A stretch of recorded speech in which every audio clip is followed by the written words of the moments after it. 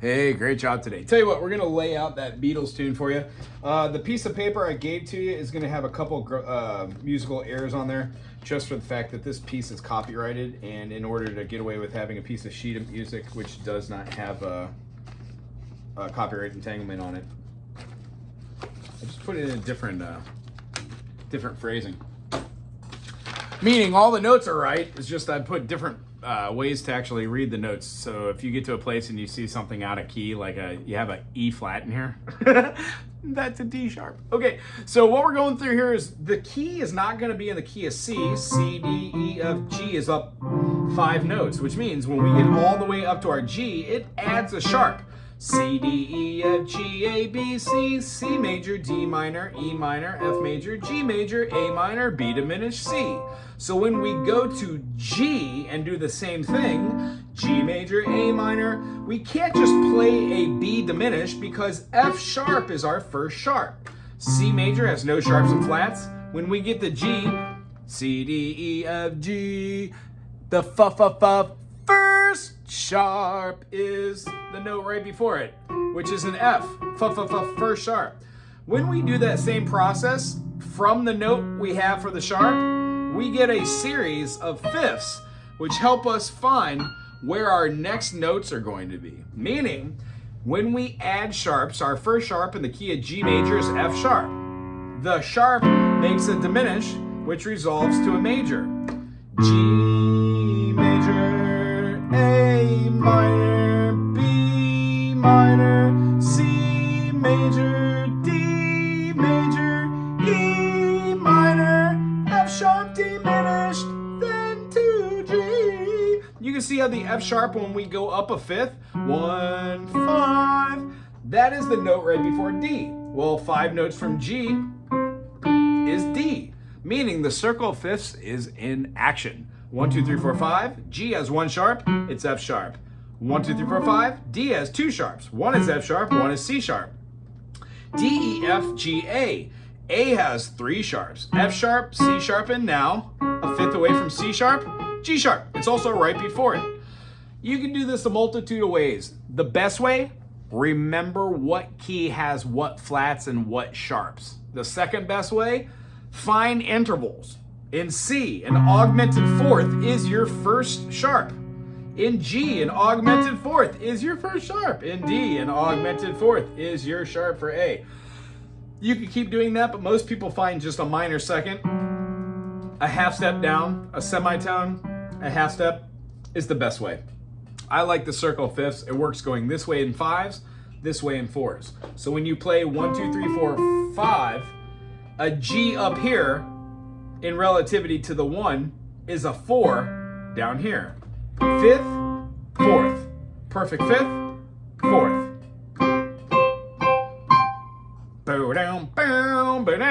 So the first thing we're going to do, and because is we're going to play a blaring C sharp in both the C2 and the C3 register, meaning right here, 1, 3, 5, 1 minor third, first, minor third, perfect 4th, right?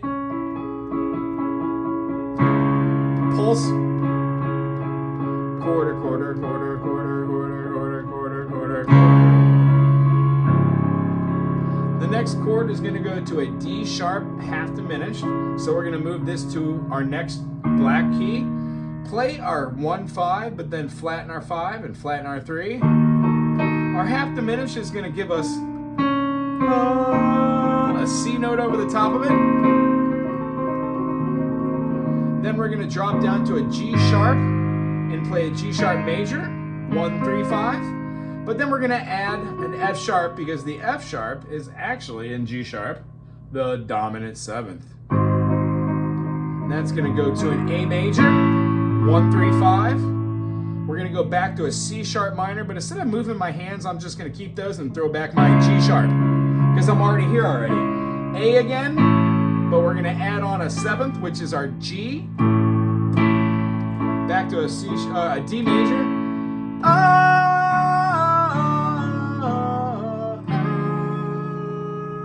That's a D major, D, F sharp, A, 1, 3, 5. And then we're gonna keep the bass note and drop it to a 1 flat 3 flat 5.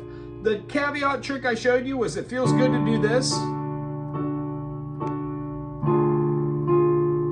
And then add your pinky there, so when we drop down to your C sharp and your E, for the key change for the vocals, or not key change, but actually the interval change for the vocals, it's right along. Now what you'll notice is it goes through this a couple times, so I'll just give you an idea what it feels like. Because the world is round, it turns me on.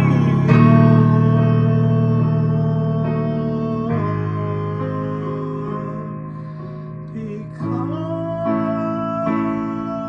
the world is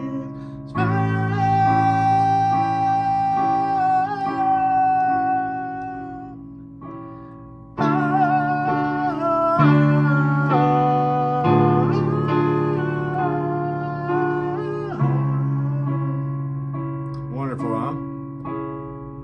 We're gonna do that D half diminished.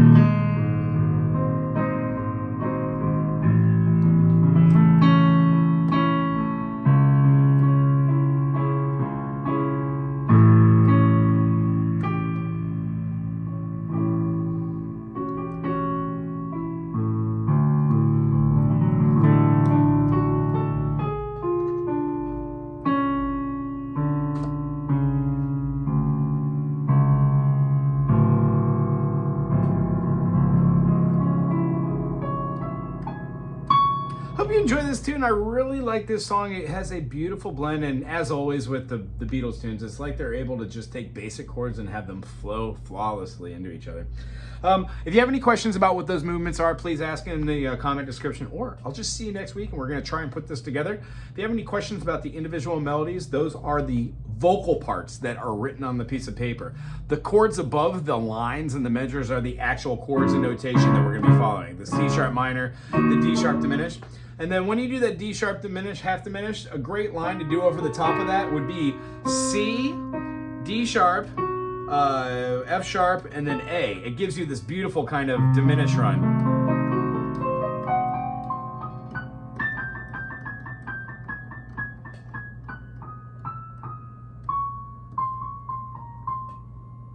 It almost feels like we should end it on a major.